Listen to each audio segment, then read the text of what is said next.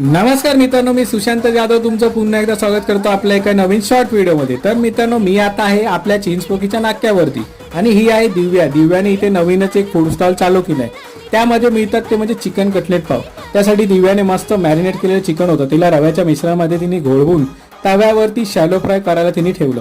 त्यानंतर ते मस्तपैकी दोन्ही बाजूनी परतून त्याला मस्त असं कुरकुरीत मध्ये ते कटलेट तिने ते तयार केलं। त्यासाठी आता नंतर बघूया ते म्हणजे एक पाव घेतला, त्यामध्ये तिने मस्तपैकी हा कटलेट ठेवलाय, त्यावरती कांदा, त्यावरती टोमॅटो आणि त्याच्यानंतर असतो तो म्हणजे मेयोनीज सॉस टाकलाय तिने।